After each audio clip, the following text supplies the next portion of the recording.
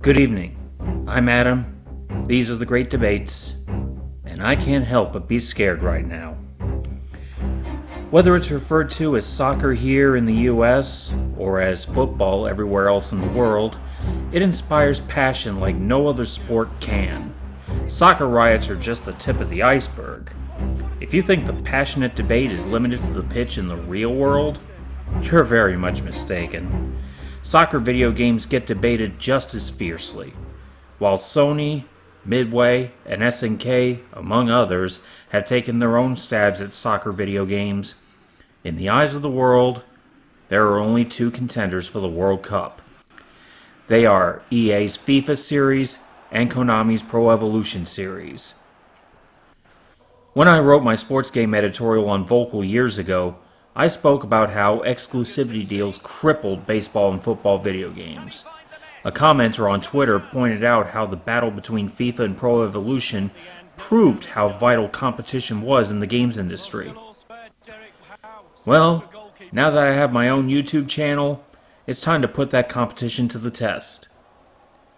Of course, this kind of thing worries me because both series have legions of devoted fans all over the world. So if I'm going to do it, I'm going to do it right. This debate will be in 3 rounds. I will be comparing entries that were contemporaneous for 3 console generations. I will be playing the Celtic Football Club, since that team is present in all 6 of the games I'll be looking at. I'll be using the same options and difficulty settings across the board for a fair comparison. I'll be judging based on aesthetics, atmosphere, modes, and especially the gameplay, both in the games themselves and how they progressed from previous entries in their respective series. It's time to start the match. Round 1, the 6th generation. This round pits FIFA 2003, I'm playing it on the original Xbox, against World Soccer Winning 11-6, also known as Pro Evolution 2 in Europe, which I'm playing on the PlayStation 2. For the record, I wanted to start with the first Pro Evolution, aka Winning 11-5, but that game was never released in North America, so I had to go with the follow-up. FIFA 2003 had an immediate advantage with the FIFA license.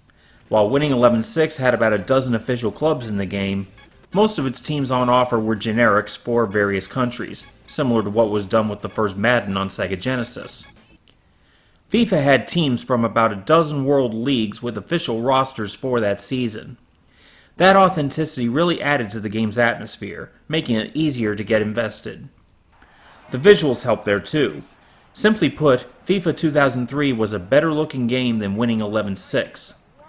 While both look similar during gameplay, the difference in visuals really shows up close during replays.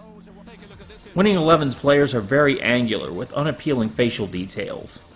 When combined with some stiff animation, Winning 11's visuals do actually hurt the atmosphere. Winning 11 does redeem itself somewhat with its bonus features.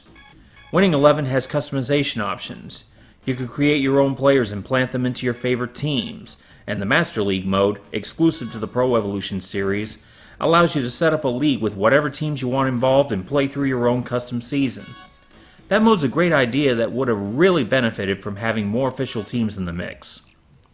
By contrast, FIFA 2003's options are bare bones. You got exhibition and season modes, and that's it. You can't even create your own players. However, the gameplay is the deciding factor here, and both games have their strengths and weaknesses. FIFA had more animations and techniques to use, especially with the right thumbstick giving more control over dribbles.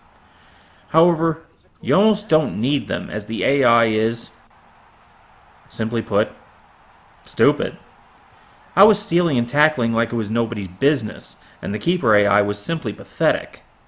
It appeared that boosting the difficulty doesn't make the AI smarter, it just gives the computer speed advantages and makes the refs more biased against the player. By contrast, the AI in Winning 11 is competitive without being unfair. I had to actually work for every goal I gained.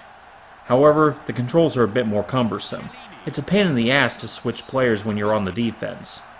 Also, the stilted animations I mentioned actively hurt the gameplay. It's harder to time out kicks, and the keeper's robotic animation routines make some saves look unnatural. It looked in some cases like the goalies just teleported in front of the ball for the save. While it's easy to run circles around the AI and the bonus features are limited, FIFA 2003 did have the better atmosphere and authenticity to replicate the World Cup experience. Winning 11-6 had the pieces to be a contender, but it just wasn't quite there yet. For the 6th generation, the point goes to FIFA. Round 2, the 7th generation. The contenders for the second round are FIFA 2008 and Pro Evolution Soccer 2008, both on the Xbox 360. Needless to say, both series saw some changes over 5 years, and most of those changes addressed issues I had with the games I covered in the first round. With the addition of several of the larger world leagues, Pro Evolution 2008 really boosted its feeling of authenticity, and the sharpened visuals gave the game the atmosphere I knew it was capable of. It even added some flair with its style, especially in the opening cinematic. FIFA 2008 provided even more official leagues and more modes to make it more worth the money.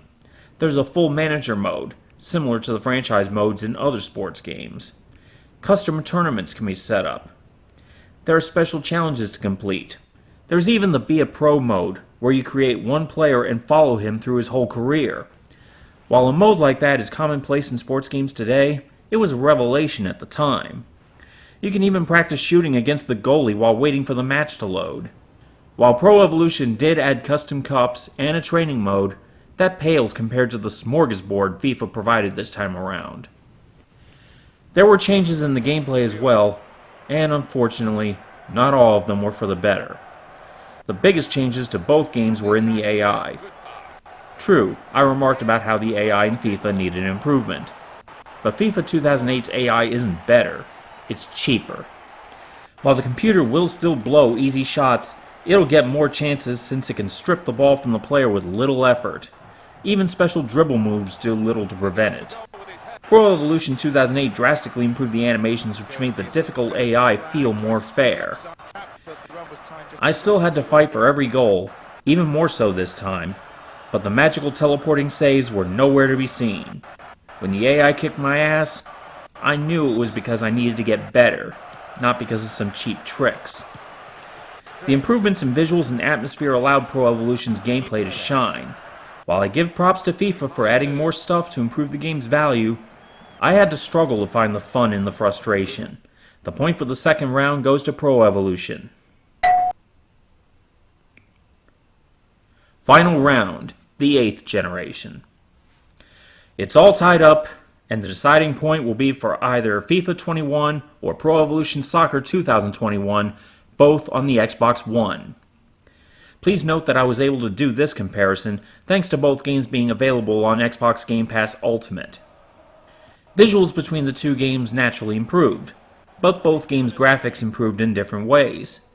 FIFA gave its biggest improvements to the character models. Seriously, just look at those players. You could be forgiven for thinking they were real people, not digital replicas. While Pro Evolution's player models are very good too, that game's big visual improvements are with the stadiums and the animations. The arenas feel so alive in this one, with energetic crowds and incredible detail. Despite the polygonal crowds, FIFA's arenas feel the same they did the previous generation. As for the animations, Pro Evolution blows away FIFA. Everything looks smooth and natural, from the tackles to the celebrations after a goal. How could FIFA's animations look so robotic this late in the game? Basic gameplay is largely the same from the previous generation. Pro Evolution's difficulty is still the same tough but fair balance, though it seems like the ref calls fouls a little too easily this time. It doesn't break the game, but it does get rather annoying. FIFA's AI stopped being cheap and went back to being pushovers. Seriously, it made the AI in FIFA 2003 look like a Mensa candidate.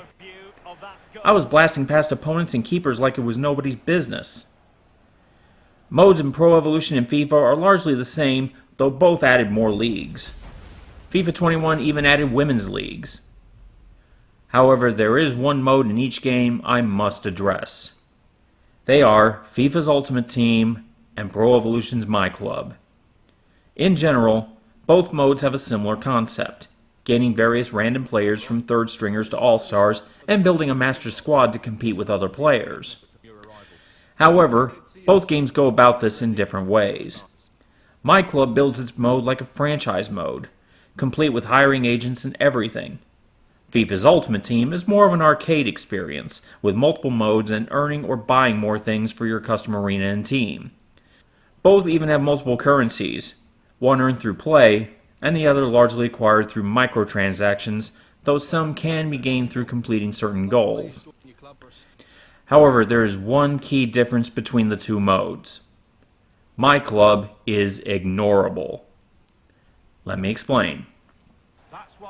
Anyone who has been paying attention to the gaming industry has heard about all the trouble EA has gotten into with paid loot boxes. No, EA, they are not surprise mechanics or whatever other stupid term you're using this month. While the use of randomized rewards, which encourage further spending in Star Wars Battlefront 2, got politicians involved, they've been far more egregious in FIFA Ultimate Team, to the point that reports have popped up frequently of kids emptying their parents' bank accounts by buying loot boxes just in the hope of getting specific players. Now, to be fair, other sports games are doing this too, including other companies. Sony even started doing it with MLB The Show. However, FIFA is far more vigilant with it. A third of the achievement list is devoted to FIFA Ultimate Team, as opposed to just 5 achievements for Pro Evolution's My Club. Also, FIFA actually hounds players to go to Ultimate Team. No joke, the first time I loaded up FIFA 21, I was hit with 3 promotion screens for Ultimate Team. Unfortunately, I wasn't recording it when it happened. Considering the mode bothered me already thanks to those news reports, including one about a leaked corporate memo that talks about funneling players to Ultimate Team, the constant harassment royally pissed me off. When I booted up Pro Evolution 2021, the game stopped to promote My Club only once. Konami didn't hound people to go to the premium mode the way EA did. Considering the newest iteration of Pro Evolution is only $30 brand new compared to $60 for FIFA, I'd expect Pro Evolution to nag more. It was no contest in this round. Pro Evolution 2021 kicked FIFA 21's ass. The gameplay was more rewarding, the atmosphere was top tier, it doesn't try to cheat people out of money, and it's even half the price. FIFA adding in more leagues doesn't come close to making up for its gameplay deficiencies and constant money grubbing. Pro Evolution takes the point. With that, Pro Evolution wins this debate 2-1 over FIFA. While Konami continued to improve and evolve its soccer series over the years, EA let its series stagnate, hoping that just improving the character models, adding more leagues, and roping players into paying for loot boxes would make up for weaker gameplay. Konami's soccer series has earned the World Cup. So what do you think? Did I miss something with the gameplay? Think I was too harsh on Ultimate Team? Leave your comments below or send them to my Twitter. My handle's right there. Want more? Leave a like, maybe subscribe if you haven't already. If you want to help the channel grow, consider supporting it through Patreon. $1 a month gets your name in the credits of future videos. The link is in the description. Thank you. I've been Adam, and court is adjourned. Game on.